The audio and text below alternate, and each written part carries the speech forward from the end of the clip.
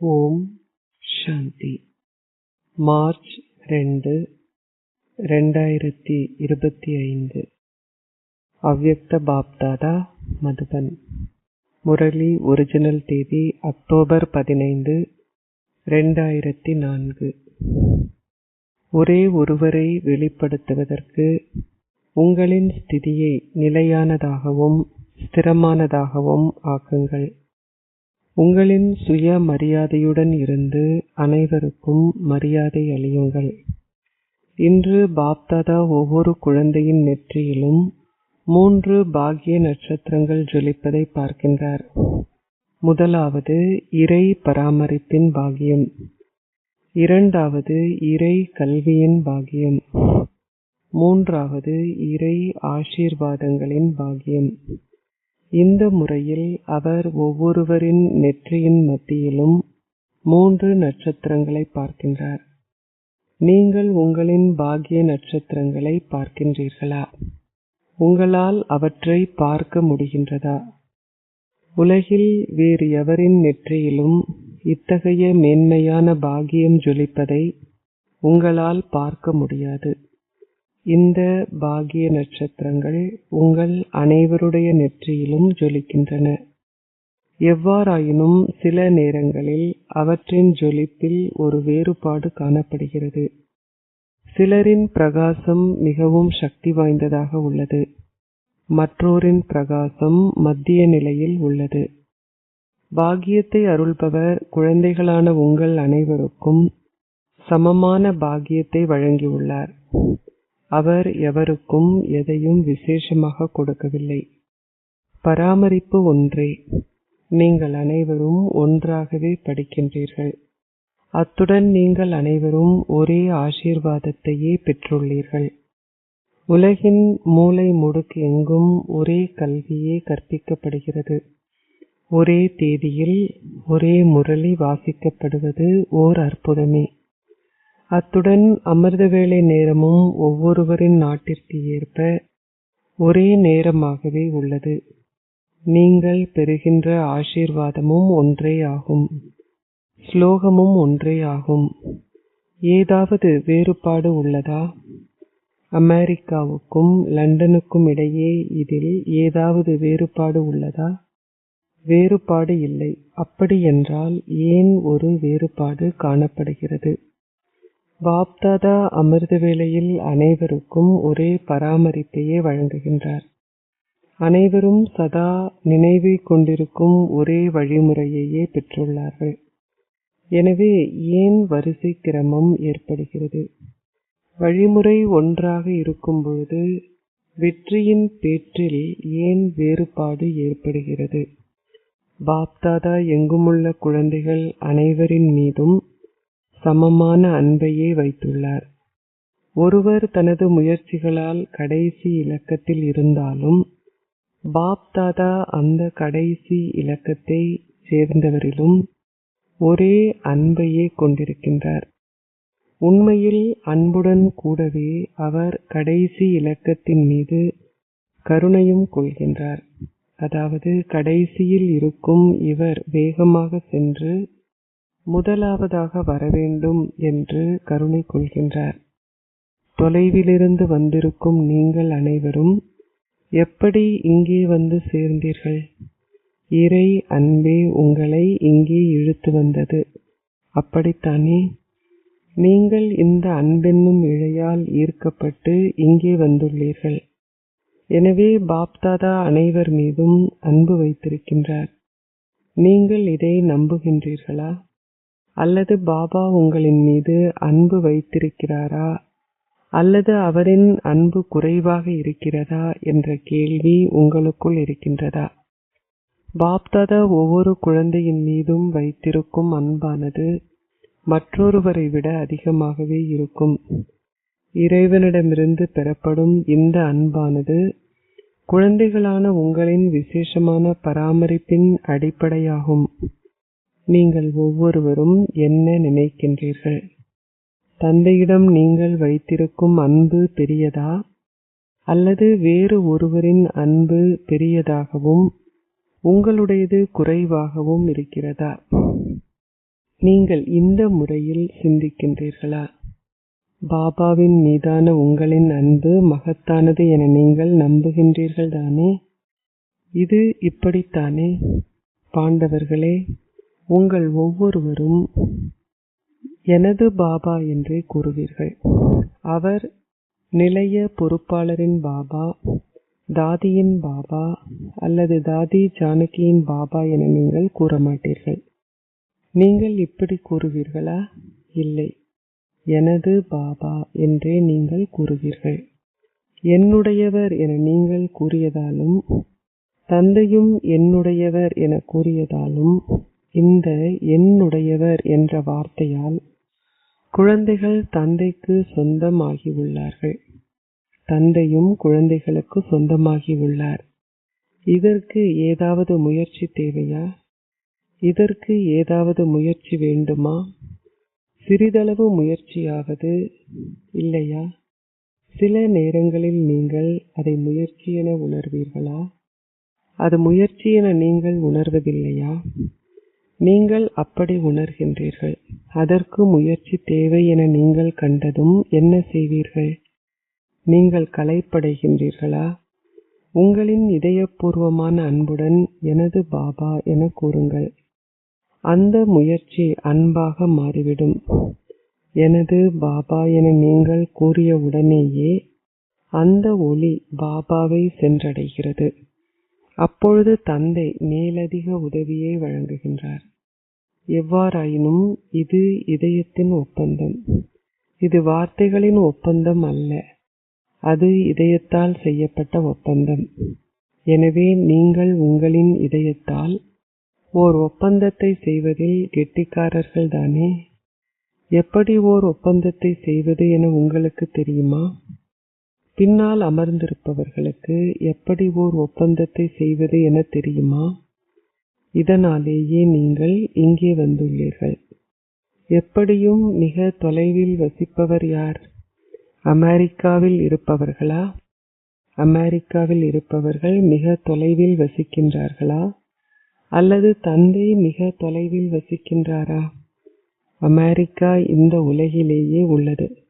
தந்தை வேறொரு உலகத்திலிருந்து வருகின்றார். எனவே மிக தொலைவில் வசிப்பவர் யார்? அமெரிக்காவில் இருப்பவர்கள் அல்ல. பாப் தாதாவே மிக தொலைவில் இருக்கின்றார். ஒருவர் சூட்சுமவதனத்தில் இருந்து வருகின்றார். ஒருவர் பரந்தாமத்திலிருந்து வருகின்றார். எனவே அதனுடன் ஒப்பிடும் பொழுது அமெரிக்கா எம்மாத்திரம் எதுவுமே இல்லை. எனவே இன்று தொலைதூரவாசியான தந்தை இந்த பௌதீக உலகில் தொலைவில் வசிக்கும் குழந்தைகளை சந்திப்பதற்காக வந்துள்ளார். இன்று பாப்தாதா உங்களுக்காகவே வந்துள்ளார் என்ற போதை உங்களுக்கு இருக்கிறதா? பாரத மக்கள் எப்படியும் தந்தைக்கு சொந்தமானவர்களே. ஆயினும் பாப்தாதா குறிப்பாக இரட்டை வெளிநாட்டவர்களை பார்த்து மகிழ்ச்சி அடைகின்றார். ஏன் அவர் மகிழ்ச்சி அடைகின்றார்? தந்தை பாரதத்தில் வந்ததாலேயே பாரத மக்களுக்கு இந்த மேலதிக போதை உள்ளது என்பதை பாப்தாதா இனம் கண்டுள்ளார். எவ்வாறாயினும் பாபா இரட்டை வெளிநாட்டவர்களின் மீது அன்பு வைத்திருக்கின்றார். ஏனென்றால் அவர்கள் வெவ்வேறு கலாச்சாரங்களில் இருந்து வந்திருந்தாலும் அவர்கள் பிராமண கலாச்சாரத்திற்கு மாறி உள்ளார்கள். நீங்கள் மாறி உள்ளீர்கள் தானே? உங்களுக்குள்ளே இனியும் இது பாரத கலாச்சாரம், உங்களின் கலாச்சாரம் வேறுபட்டது என்ற எண்ணம் இல்லை அல்லவா? இல்லை. அனைவரும் ஒரே கலாச்சாரத்தை கொண்டவர்கள் ஆகியிருப்பதையே பாப் தாதா பெரு பேற்றில் பார்த்தார். நீங்கள் எங்கிருந்து வந்திருந்தாலும் உங்களின் பௌதீக சரீரங்களை பொறுத்தவரை நாடுகள் வெவ்வேறானவை. ஆனால் ஆத்மா பிராமண கலாச்சாரத்திற்கே சொந்தமானவர். பாப்தாதா மிகவும் விரும்புகின்ற இரட்டை வெளிநாட்டவர்களின் மற்றொரு விஷயம் என்னவென்று உங்களுக்கு தெரியுமா? அது என்னவென்று உங்களுக்கு தெரியுமா? அவர்கள் சேவையில் விரைவாக ஈடுபடுகிறார்கள் என்று கூறப்பட்டது. வேறு ஏதாவது கூறுங்கள். அவர்களுக்கு தொழிலும் உள்ளது, அத்துடன் சேவையும் செய்கிறார்கள் என்று கூறப்பட்டது. அதை இங்கே இந்தியாவிலும் செய்கிறார்கள். இந்தியாவிலும் வேலைக்கு சென்ற வண்ணம் சேவையும் செய்கிறார்கள். ஏதாவது நடந்தால் அவர்கள் தமது பலவீனத்தை பற்றி நேர்மையாக கூறுகிறார்கள்.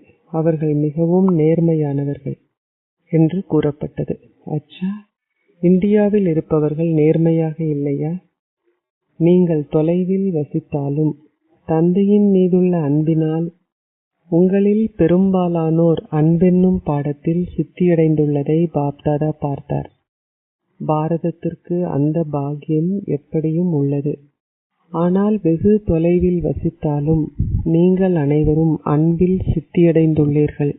உங்களின் அன்பில் சதவிகிதம் உள்ளதா என பாப்தாதா கேட்பாராக இருந்தால், தங்களிடம் 100% அன்பு இருக்கின்றதென நம்புபவர்கள் உங்களின் கைகளை உயர்த்துங்கள். 100%? பாரதவாசிகள் தமது கைகளை உயர்த்துகிறார்கள் இல்லை. பாருங்கள், பாரதம் இந்த பாக்கியத்தை பெற்றுள்ளது. அது பெற்றுள்ள மகத்தான பாக்கியம் தந்தை பாரதத்தில் வந்திருப்பதே ஆகும். தந்தை இதற்காக அமெரிக்காவை தேர்ந்தெடுக்கவில்லை. அவர் பாரதத்தையே தேர்வு செய்துள்ளார். இவர் நியூயார்க்கில் இருந்த காயத்ரி பென் முன்னால் அமர்ந்துள்ளார். எவ்வாறாயினும் தொலைவில் இருந்தாலும் உங்களிடம் ஆழ்ந்த அன்பு உள்ளது. பிரச்சனைகள் வரும், ஆனால் பாபா பாபா என கூறுவதன் மூலம் நீங்கள் அந்த பிரச்சனைகளை முடிக்கின்றீர்கள். பாப்தாதா அன்பென்னும் பாடத்திற்கு உங்களுக்கு சித்திக்கான மதிப்பெண்களை வழங்கியுள்ளார். எனவே இப்பொழுது நீங்கள் வேறு எதில் சித்தியடைய வேண்டும்? நீங்கள் சித்தியடைய வேண்டும். நீங்கள் சித்தி அடைந்துள்ளீர்கள். நீங்கள் சித்தியடைய வேண்டும். தற்சமயத்திற்கு ஏற்ப அன்பு சக்திக்காக நீங்கள் அனைவரும் உங்களின் கைகளை உயர்த்தி இருந்த அளவிற்கு ஒவ்வொரு குழந்தையும் சுய மாற்றத்தின் சக்தியிலும் சதவிகிதத்தை கொண்டிருக்க வேண்டும் என பாப்தாதா விரும்புகின்றார். நீங்கள் அனைவரும் அதற்காக உங்களின் கைகளை உயர்த்தினீர்கள்தானே? உங்களின் சுய மாற்றத்திலும் அதே அளவு வேகம் காணப்படுகின்றதா? நீங்கள் உங்களின் கைகளை இதற்காக முழுமையாக உயர்த்துவீர்களா அல்லது அரைவாசி உயர்த்துவீர்களா? அதற்காக எவ்வளவில் நீங்கள் உயர்த்துவீர்கள்? நீங்கள் மாற்றத்தை ஏற்படுத்துகின்றீர்கள். ஆனால் அதற்கு நேரம் எடுக்கிறது. நேரம் நெருங்கி வருவதற்கு ஏற்ப சுய மாற்றத்தின் சக்தியானது மிக வேகமாக இருக்க வேண்டும். ஒரு கடுதாசி துண்டில் முற்றுப்புள்ளி வைப்பதற்கு எவ்வளவு நேரம் எடுக்கும்? அதற்கு எவ்வளவு நேரம் எடுக்கும்? ஒரு முற்றுப்புள்ளி வைப்பதற்கு எவ்வளவு நேரம் எடுக்கும்? ஒரு வினாடி கூட இல்லை. இது சரியா? எனவே உங்களிடம் இத்தகைய துரித வேகம் உள்ளதா? உங்களை கைகளை உயர்த்தும்படி கேட்க வேண்டுமா? நீங்கள் உங்களின் கைகளை அரைவாசியே உயர்த்துவீர்கள். காலத்தின் வேகம் துரிதமானது. சுய மாற்றத்தின் சக்தியும் அதேபோல் வேகமாக இருக்க வேண்டும்.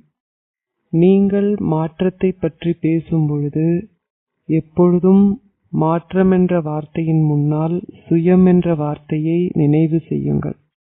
மாற்றம் அல்ல, ஆனால் சுய மாற்றம். ஒரு வருடத்திற்குள் குழந்தைகள் தமது சமஸ்காரங்களின் மாற்றத்தின் மூலமாக உலக மாற்றத்தை ஏற்படுத்துவோம் என பாப்தாதாவிற்கு சத்தியம் செய்திருப்பதை பாப்தாதா நினைவு கூறுகின்றார். உங்களுக்கு நினைவிருக்கிறதா? நீங்கள் அந்த வருடத்தை கொண்டாடினீர்கள் தானே? சமஸ்காரங்களின் மாற்றத்தின் மூலமாக உலக மாற்றம். உலகின் வேகம் உச்சக்கட்டத்தை நோக்கி சென்று கொண்டிருக்கிறது. ஆனால் உங்களின் சமஸ்காரங்களின் மாற்றத்தின் வேகம் அதே அளவிற்கு வேகமாக இருக்கிறதா? வெளிநாடுகளில் உள்ள சிறப்பு இயல்பு என்னவென்றால், அங்கு அனைத்தும் வேகமாக இருப்பது ஒரு நியதியாக உள்ளது. அவர்கள் அனைத்தையும் வேகமாகவே செய்கிறார்கள். எனவே தந்தை கேட்கின்றார், உங்களின் சமஸ்காரங்களை மாற்றுவது என வரும்பொழுது நீங்கள் வேகமாக இருக்கின்றீர்களா? சுய மாற்றத்தின் வேகம் துரிதமாக ஆகுவதையே இப்பொழுது பாப்தாதா பார்க்க விரும்புகின்றார். பாப்தாதாவிற்கு என்ன வேண்டும் என நீங்கள் அனைவரும் கேட்கின்றீர்கள் தானே? நீங்கள் உங்களுக்கு இடையேயும் கலந்துரையாடுகின்றீர்கள். அத்துடன் ஒருவரை ஒருவர் கேட்கின்றீர்கள், பாப்தாதாவிற்கு என்ன வேண்டும்? உங்களால் ஒரு வினாடியில் முற்றுப்புள்ளி இடக்கூடியதாக இருக்க வேண்டும் என்பதையே பாப்தாதா விரும்புகின்றார். ஒரு கடுதாசியில் நீங்கள் முற்றுப்புள்ளி வைப்பதைப் போல் இதுவும் அதைவிட வேகமாக இருக்க வேண்டும். மாற்றத்தை ஏற்படுத்துவதில் மிக சரியாக இல்லாத எதற்கும் முற்றுப்புள்ளி வையுங்கள். எப்படி முற்றுப்புள்ளி வைப்பது என உங்களுக்கு தெரியுமா? உங்களுக்கு தெரியும் தானே? எவ்வாறாயினும் அது சில நேரங்களில் ஒரு கேள்விக்குறி ஆகிவிடுகிறது. நீங்கள் ஒரு முற்றுப்புள்ளி வைக்கின்றீர்கள், அது ஒரு கேள்விக்குறி ஆகிவிடுகிறது. இது ஏன் இப்படி இருக்கின்றது? இது என்ன? அது என்ன? மாற்றம் என்ன? என்ற கேள்விகள் முற்றுப்புள்ளியை ஒரு கேள்விக்குறி ஆக்கிவிடுகின்றன. பாப்தாதா உங்களுக்கு முன்னரும் கூறியுள்ளார், ஏன் ஏன் என கூறாதீர்கள். அதற்கு பதிலாக நீங்கள் என்ன சொல்ல வேண்டும்? பறந்து செல்லுங்கள் அல்லது ஆகா. ஒன்றில் ஆகா அல்லது பறந்து செல்லுங்கள் என கூறுங்கள். ஏன் ஏன் என கூறாதீர்கள்.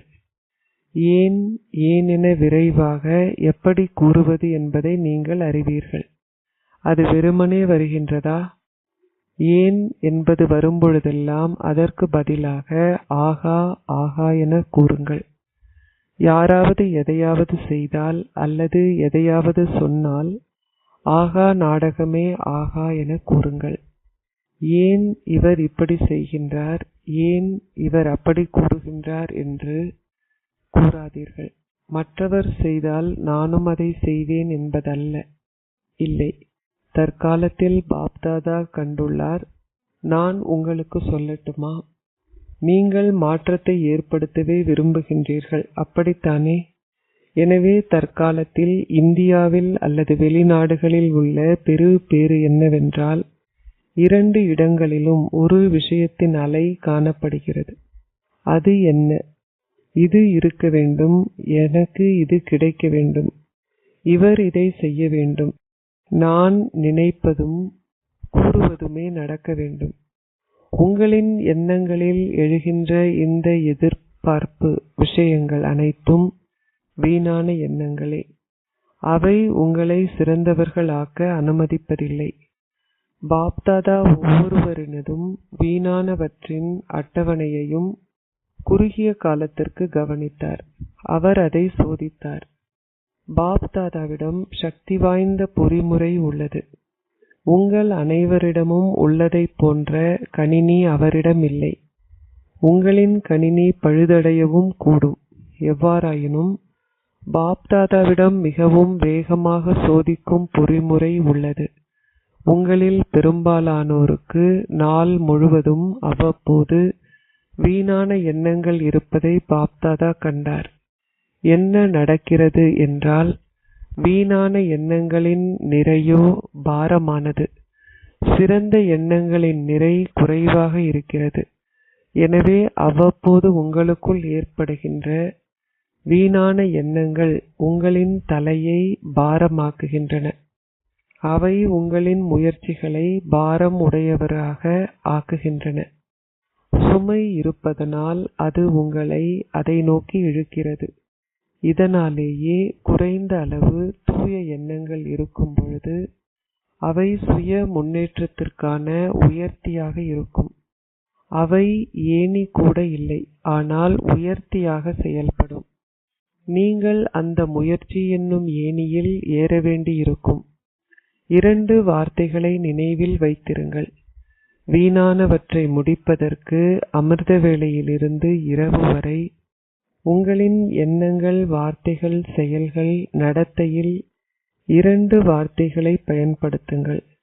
இதை நடைமுறை வடிவில் கொண்டு வாருங்கள். இந்த 2 கூற்றுகளாவன சுயமரியாதை, மற்றவர்களுக்கு மரியாதை. நீங்கள் உங்களின் சுய மரியாதையுடன் இருக்க வேண்டும். அத்துடன் மற்றவர்களுக்கு மரியாதை கொடுக்க வேண்டும். ஒருவர் எத்தகையவராக இருந்தாலும் நான் அவருக்கு மரியாதை கொடுக்க வேண்டும். நான் மரியாதை கொடுப்பதுடன் எனது சுய மரியாதை என்ற ஸ்திதியில் இருக்க வேண்டும். இரண்டிலும் சமநிலை இருக்க வேண்டும்.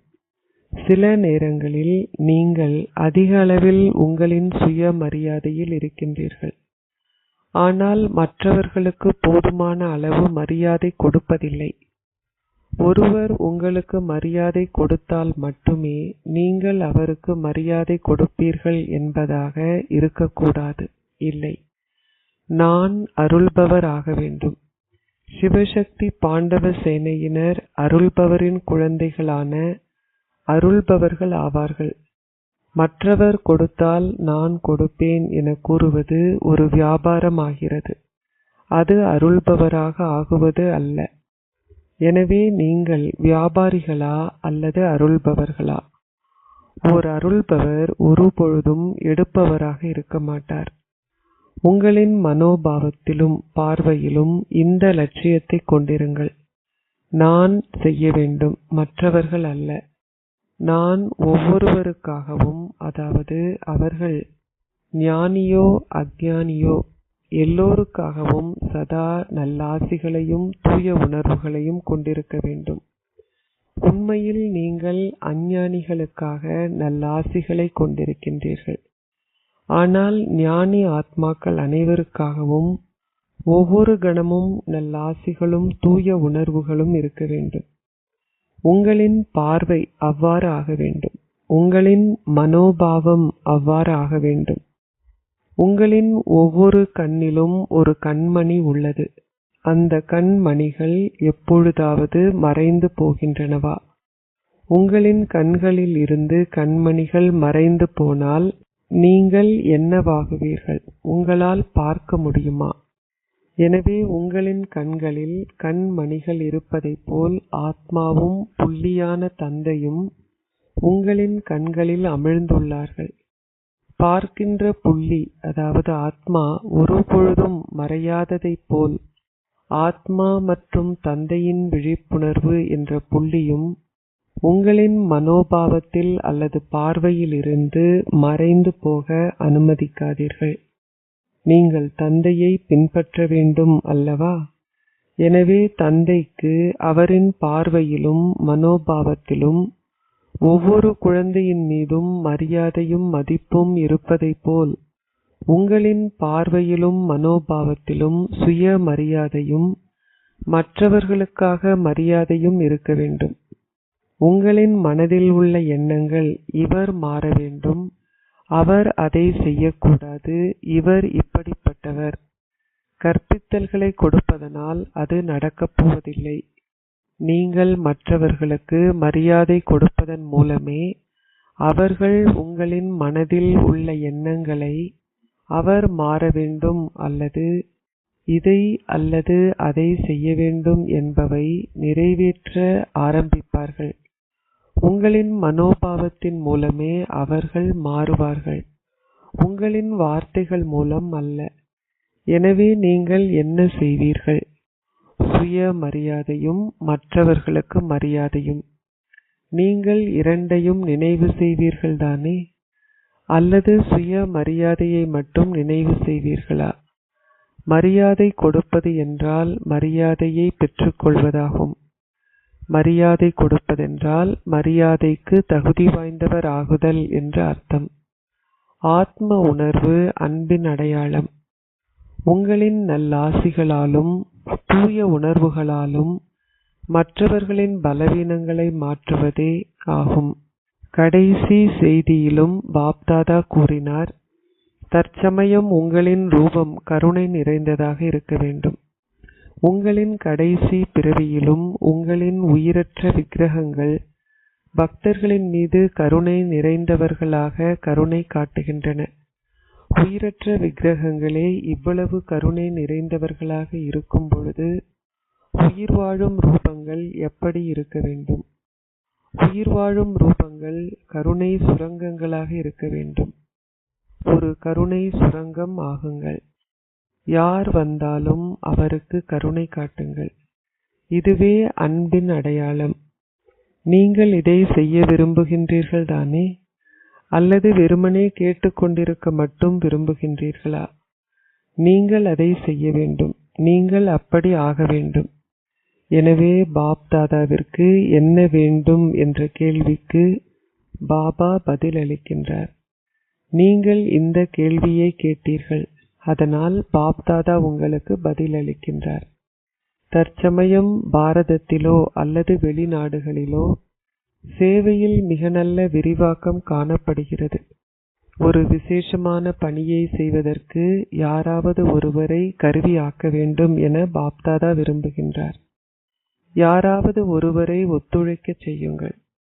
இதுவரை எதையாவது செய்ய வேண்டும் என்று விரும்புபவரை இப்பொழுது உண்மையில் நடைமுறையில் அதை செய்து காட்டக்கூடியவரை ஒத்துழைக்க செய்யுங்கள். நீங்கள் பல நிகழ்ச்சிகளை செய்தீர்கள். நீங்கள் எங்கெங்கே நிகழ்ச்சிகளை நடத்தினீர்களோ அந்த நிகழ்ச்சிகளை நடத்திய அனைவருக்கும் பாப்தாதா பாராட்டுகளை வழங்குகின்றார். இப்பொழுது மேலும் அதிகமான புதுமையை காட்டுங்கள். அப்பொழுது நீங்கள் செய்வதைப் போல் உங்களின் சார்பாக அவர்கள் தந்தையை வெளிப்படுத்துவார்கள். அவர்களின் வாயிலிருந்தும் இது இறை கல்வி என்பதும் வெளிப்பட வேண்டும். அவர்களின் இதயங்களில் இருந்து பாபா பாபா என்பது வெளிப்பட வேண்டும். அவர்கள் ஒத்துழைப்பவர்கள் ஆகின்றார்கள். ஆனால் இந்த ஒருவரே ஒரே ஒருவர், இவரே அந்த ஒருவர், இவரே ஒருவர் என்பது இன்னமும் எஞ்சி உள்ளது. அந்த ஒளி பரவ வேண்டும். பிரம்மா குமாரிகள் மிக நல்ல பணியை செய்கிறார்கள். அவர்களால் இதை செய்ய முடியும். அவர்கள் இதை சொல்கின்ற அளவிற்கு வந்துள்ளார்கள்.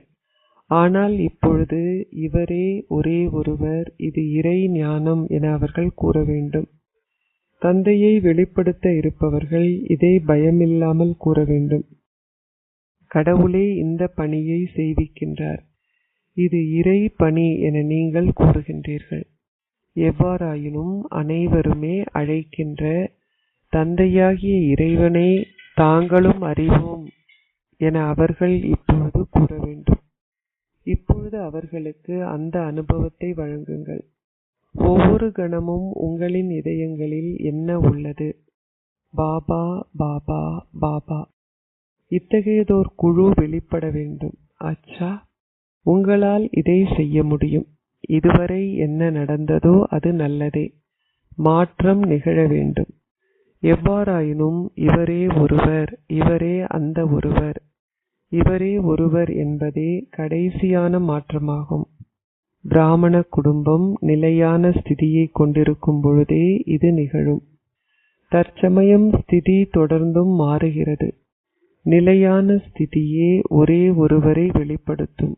இது ஓகேயா? எனவே இரட்டை வெளிநாட்டவர்களே உதாரணமாகுங்கள். மரியாதை கொடுப்பதுடன் உங்களின் சுய மரியாதையிலும் இருப்பதில் ஓர் உதாரணமாகுங்கள். இதில் ஓர் இலக்கத்தை பெற்றுக்கொள்ளுங்கள். பற்றை வென்ற குடும்பத்தின் உதாரணத்தை அவர்கள் காட்டுகிறார்கள். அதில் தூதுவர்களும் வேலையாட்களும் மற்ற அனைவரும் பற்றை வென்றவர்கள் ஆகினார்கள். அதேபோல் நீங்கள் யாராக இருந்தாலும், அமெரிக்கா, ஆஸ்திரேலியா, ஒவ்வொரு நாடும் நிலையாக இருப்பதிலும் ஒரே வழிகாட்டல்களை பின்பற்றுவதிலும் ஒற்றுமையாகவும் உங்களின் சுய மரியாதையுடன் இருந்து மற்றவர்களுக்கு மரியாதை கொடுப்பதிலும் ஓர் இலக்கத்தை பெற்றுக்கொள்ளுங்கள். உங்களால் அதை பெற முடியும்தானே? அதை பெற்றுக்கொள்ளுங்கள். நீங்கள் ஓர் இலக்கத்தை பெற விரும்புகின்றீர்களா? தந்தையின் கண்களில் கலந்திருக்கும் எங்குமுள்ள குழந்தைகள் அனைவருக்கும், கண்ணின் ஒளிகளாக இருக்கும் குழந்தைகளுக்கும், நிலையான ஸ்திதியில் சதா ஸ்திரமாக இருக்கும் குழந்தைகளுக்கும், சதா பிரகாசிக்கின்ற பாக்கியத்தின் நட்சத்திரங்களாக இருக்கும் பாக்கியசாலி குழந்தைகளுக்கும், சதா சுய மரியாதையை கொண்டிருப்பதுடன் மற்றவர்களுக்காக அதே அளவு மரியாதையை கொண்டிருப்பவர்களுக்கும், தமது முயற்சிகளின் வேகத்தை துரிதமாக்கும் குழந்தைகளுக்கும் பாப் தாதாவின் அன்பும் நினைவுகளும் ஆசீர்வாதங்களும் நமஸ்தேயும். ஆசீர்வாதம். நீங்கள் உண்மையான சகப்பாடியின் சகவாசத்தில் இருப்பதன் மூலம் அன்பானவர்களாகவும் பற்றிலிருந்து விடுபட்டவர்களாகவும் ஆகுவீர்களாக. ஒவ்வொரு நாளும் அமிர்த வேளையில் பாப்தாதாவுடன் சகல உறவு முறைகளையும் கொண்டிருக்கும் சந்தோஷத்தை கொண்டிருப்பதுடன் அதை மற்றவர்களுக்கும் தானம் செய்யுங்கள். சகல வகையான சந்தோஷத்திற்கான உரிமையை கொண்டிருப்பதுடன் மற்றவர்களுக்கும் இந்த உரிமையை கொடுங்கள். பௌதிக பணி எதையும் செய்யும் பொழுதும் பௌதிக சகப்பாடிகளை நினைவு செய்யாதீர்கள். ஆனால் முதலில் தந்தையை நினைவு செய்யுங்கள். ஏனென்றால் தந்தையே உங்களின் உண்மையான நண்பர் ஆவார். நீங்கள் உண்மையான சகப்பாடியின் சகவாசத்தை எடுக்கும் பொழுது இலகுவாக உங்களால் பற்றற்றவராகவும் அனைவர் மீதும் அன்பானவராகவும் ஆக முடியும். ஒவ்வொரு பணியிலும் ஒரே ஒரு தந்தையை சகல உறவு முறைகளிலும் நினைவு செய்பவர்கள் பற்றிலிருந்து இலகுவாக விடுபடுவார்கள். அவர்கள் எவர் மீதும் பற்று வைப்பதில்லை, எவருக்கும் அடிமையாகவும் ஆகுவதில்லை. எனவே அவர்களை மாயையால் தோற்கடிக்க முடியாது. ஸ்லோகம்: மாயையை இனம் கண்டு கொள்வதற்கு திரிகாலதரிசியாகவும் திரிநேத்ரியாகவும் ஆகுங்கள். நீங்கள் வெற்றியாளர் ஆகுவீர்கள். அவ்யக்த சிக்னல்: சத்தியம் மற்றும் நல்ல பண்புகளின் கலாச்சாரத்தை கடைபிடியுங்கள். சத்தியத்தின் அடையாளம் நல்ல பண்புகளை கொண்டிருப்பதாகும். நீங்கள் உண்மையானவர்களாக இருந்து சத்தியத்தின் சக்தியை கொண்டிருந்தால் ஒருபொழுதும் நல்ல பண்புகளை கொண்டிருப்பதை நிறுத்த மாட்டீர்கள். நீங்கள் சத்தியத்தை நிரூபிக்க வேண்டி இருக்கலாம், ஆனால் இதை நல்ல பண்புகளுடன் செய்யுங்கள். உங்களின் நல்ல பண்புகளை கைவிட்டு எதையாவது உண்மை என நிரூபிக்க முயற்சி செய்வதன் மூலம் உங்களால் அதை நிரூபிக்க முடியாது. நல்ல பண்புகள் இல்லாதிருப்பதன் அடையாளம் பிடிவாதமாகும். நல்ல பண்புகளின் அடையாளம் பணிவாகும். சத்தியத்தை நிரூபிப்பவர்கள் சதா பணிவாக இருப்பதுடன் எப்பொழுதும் அனைவருடனும் நல்ல பண்புகளுடன் பழகுவார்கள். ஓம் சாந்தி.